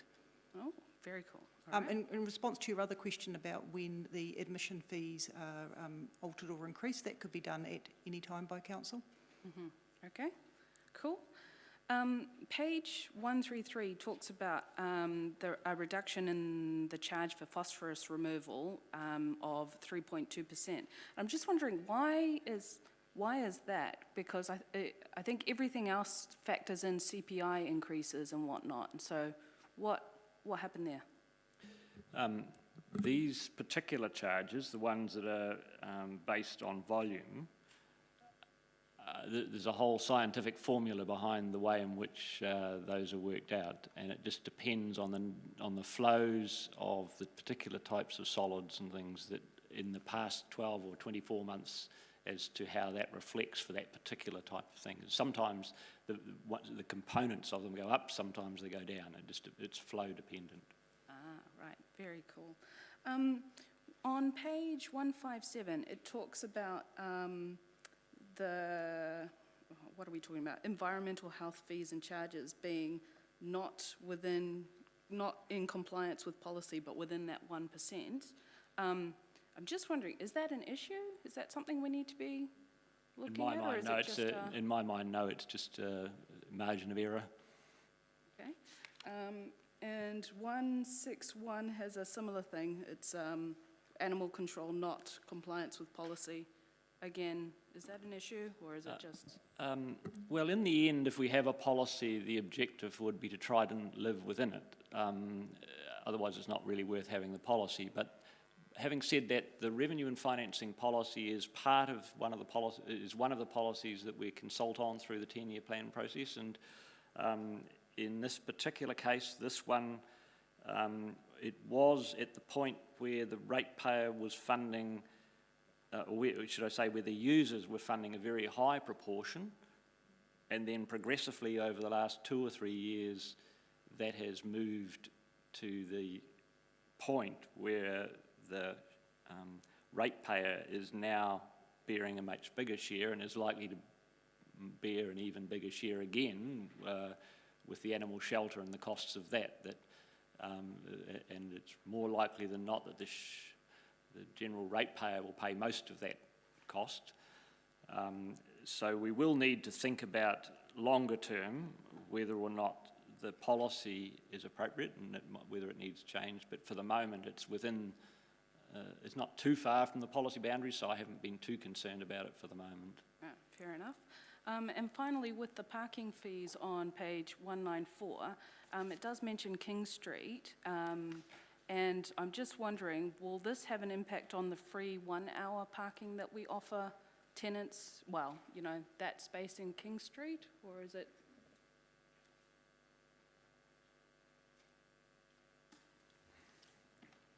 Yeah, so important to remember there's leased parking and then there's publicly available off-street parking. So the intention is to unify the approach across the city. So yes, if there's currently a 1 hour free parking period on public parking, then that will disappear. But if there's leased parking, which is already allocated to a number of properties, then they will be treated under the leased parking arrangement. So there's, you know, there is, because it's council off-road, or, you know, it's essentially off parking, there is flexibility to change, you know, the allocations of some of those allocations within the car park. So, you know, that's an option as well. So in terms of process then, if we wanted to retain that 1 hour free parking for the vulnerable clients that go to Hancock House and the volunteers that work there, what would be the process to do that? Well, you'd have to pass a separate resolution to do that, because essentially this is about removing those sorts of provisions across the city. So, yeah. And would that have to happen in this meeting before, if I was to do that? Well, I mean, you'd have to ask. I mean, this is essentially a fees and charges 1 July, so you'd have to do it certainly before that implementation. So. Yep. Okay, do it now. Okay, cool. Thank you. Do it now, Councillor. Councillor Johnson, I presume this is about the King Street. Yes, it is. I know, it's interesting. Well, I guess my question is, generally, that I read this paper and that was not obvious to me. No. And I just wonder how, had it not been for Councillor Dingwall picking it up, how would we know that this was proposed? Because this is a significant change for the community sector. And I would have expected, if you're flagging the increase in the niche wall costs, and you're flagging the increase in the fixed fee for the resource consent, that you would have flagged the fact that we were taking away an hour's free parking from the community services sector. Yeah, councillors, I take responsibility for that. I must admit I didn't appreciate that particular element of that when I was bringing the report together, and so I would have highlighted it to you if I'd understood that myself. But well, goodness. Thank goodness that Councillor Dingwall asked the question, is all I can say. Right, are there any further questions, councillors? There have been none, so thank you, Steve. You may step down. I'll wait for the amendment to come, but are councillors happy that I move all 13? Does anybody want anything separated out? Speak now or forever hold your peace. Do you want them all together? Okay, so we'll go them all together, and I'm happy to put when that amendment comes up, to add that to it, unless anybody wants to take that separately. While we're putting the amendment, you may wish to speak to it, Councillor Dingwall, but I think you'll be fine. But while we're waiting, if you want to.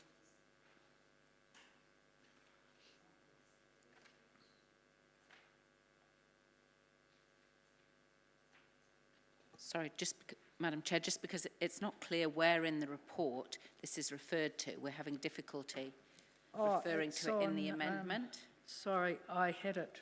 I should have.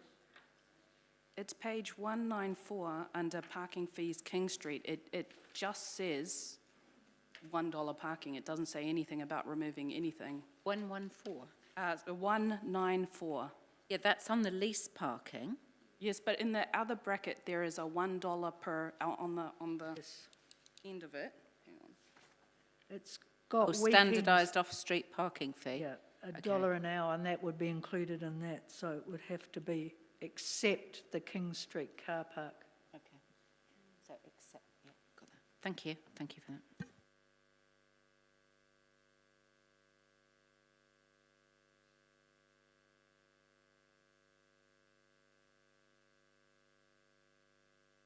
Yes, we're going to do all this together, so there's no...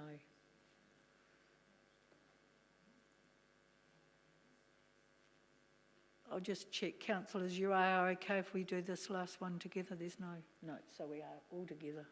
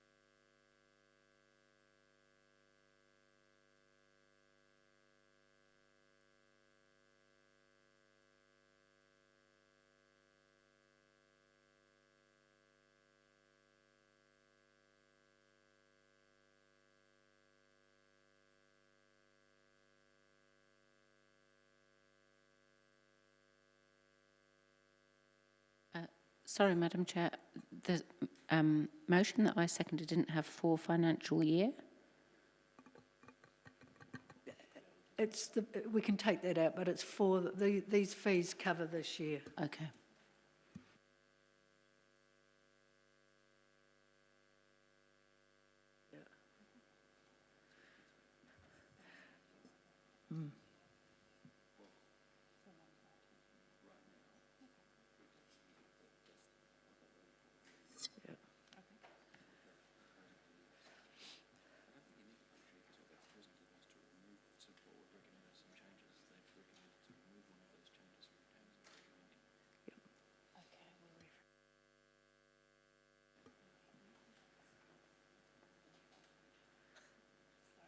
Robert, I just want, can you just check that and make sure that that's understood?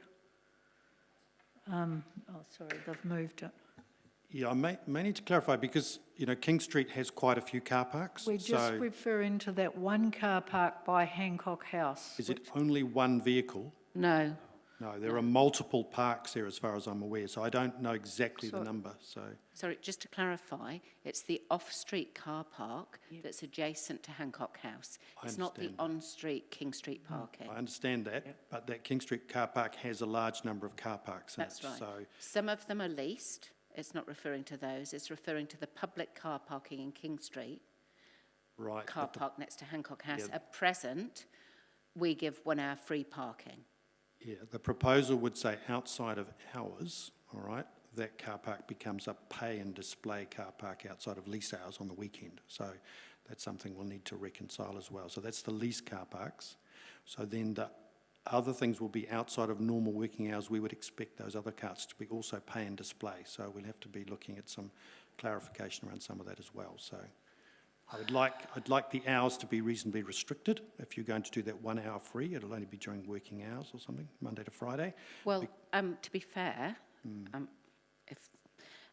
many of those social service organisations also operate in the evening. So the volunteers go in the evening, clients come in the evening. So I don't think it will be that easy to specify hours.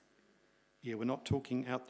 Whenever it's about the link between on-street paid parking and off-street paid parking, okay? So if you are paying for parking on-street, then what we're driving here is you can also park off-street for a lower cost at the same time. So you would pay and display, okay? So if there's on-street paid parking, in the evening, it's free on-street, so there'll be no charge, all right? So But we're proposing to have paid parking up to 9 o'clock on some nights of the week.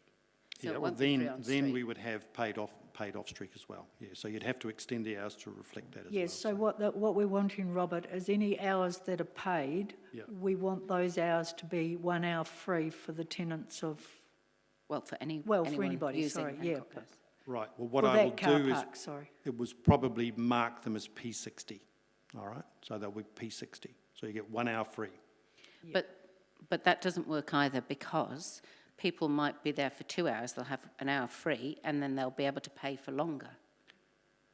Yeah, that's problematic because that's the problem we've got at the moment is the system cannot record, you know, an hour free and paid at the same time. So that's going to be one of the technical issue around how we manage that. I think at this stage we'll go with the recommendation. We're quite clear what we want and we need to take this offline, and then if we need to fix anything up, we can bring it back to the council, the main council meeting when it's signed off if we've got to make a change. Otherwise, we're going to be here all night. Yeah. Right. Yes, and we're quite clear what we mean there. And we'll just, as I say, if we need to do any changes, it'll be done at the final council meeting. Okay. Councillor Dingwall, did you need to speak? I think you covered. I will just say very quickly that, you know, I do want us to completely leave the Hancock House parking, 1 hour free parking alone and just, you know, I think the officers do understand our intent there, but the people who use that building are usually vulnerable people, often low-income people, and volunteers who work for organisations that operate on the smell of an oily rag. So the whole point of that area, having 1 hour free parking in the first place was to help support those issues. So I'll leave it at that. And if you have any questions, feel free to talk to me about it later. Renee, Councillor Dingwall, are you happy to move all 14 saves? Yes. And the seconder can move all, thank you, that saves administration. Right, we will now go to vote.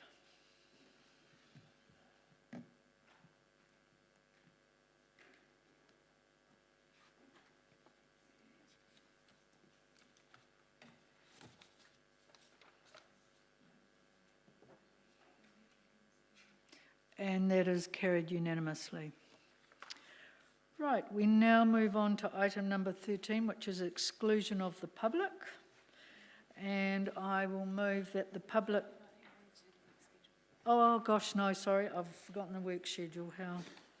Sorry, getting ahead of myself again. And we have an amendment to the work schedule. Right. Councillor Naylor, you've got a... Just a further recommendation for the work schedule to the elected members' training and development policy has got a requirement to report quarterly, but that doesn't appear to be happening, so I'm just trying to trigger that so that it is reported. I thought this committee is probably the most relevant one, so just attendance and progress against expenditure is meant to be reported quarterly. I do have a question about something else on the work schedule as well, Madam Chair. Can I ask that now, or do you want to keep that separate? I have a question about something else on the work schedule as well. The number 17, Financial Delegation and Authority Policy Review, has got a date of 2022.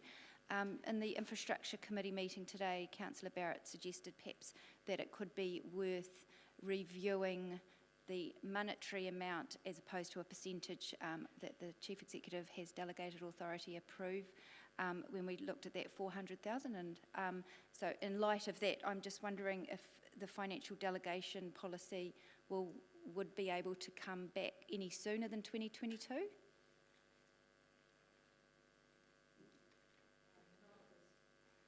Not at this stage, but that's the answer I'm getting.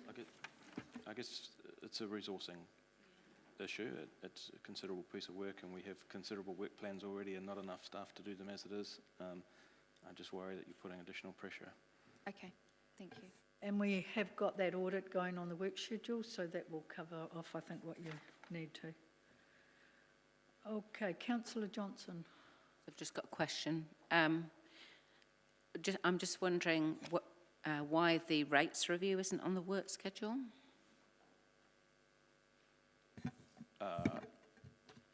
Good question. No reason why it can't be, to be honest. We have a plan. From memory, I think it was September. Or yes, it was coming around back. about that date that we expect to have the so first. So we could add that? Okay, we'll add that. Or yes, I'm happy to add it onto the work schedule. I'm just a little wary of the exact date at this stage, although I'm happy for September to be put in there for now. I guess it's a question of whether we have a workshop on it first and then report to council. All right, well, as long as it appears just for visibility. I'd be comfortable with putting it on with the September date for now. I guess we've got opportunities to shift it out if it doesn't turn out to be that way. Okay, thank you. We need a resolution to add that. We'll go through it. It will come on. Yeah, we will move on. Okay, so is there any other questions around the work schedule? Okay, Councillor Johnson, you're going to move that one to add that, and seconded by Councillor Naylor.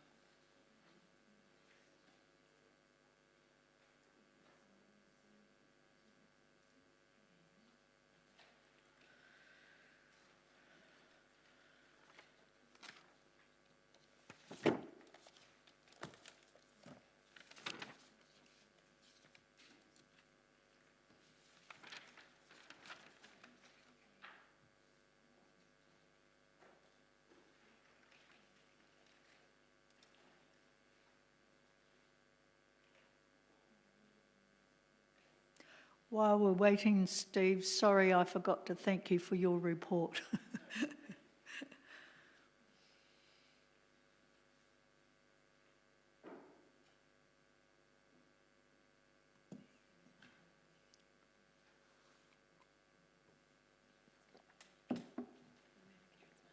Yes, we'll move them all both together. There's no objections as we move both those together. They're both straightforward.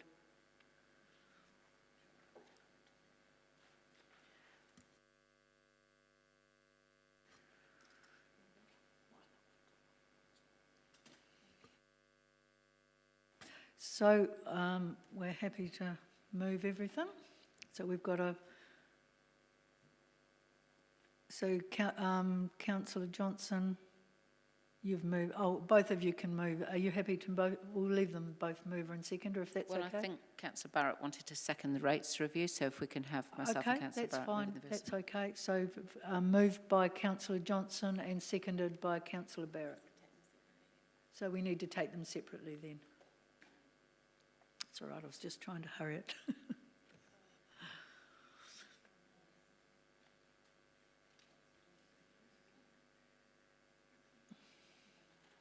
Okay, we'll vote on this one, first one.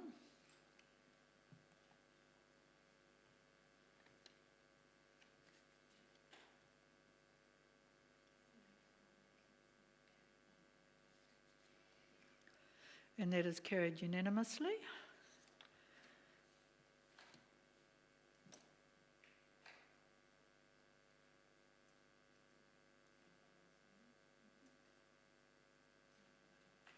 And our second one, you can vote now.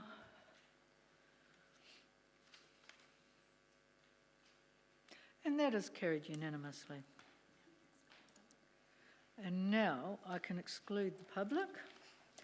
So I am moving that the public be excluded from the following parts of the proceedings of this meeting listed in the table below, which is item number 14, Assurance Report on Review of Information Technology Disaster Recovery Plan, because of third-party commercial health and safety and gain advantage.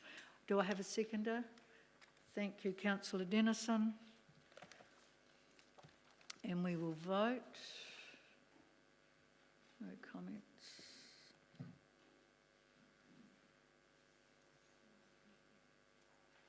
And that is carried unanimously, and we just need to wait for a minute or two while they turn off the recording, and people that are not supposed to be here can remove themselves.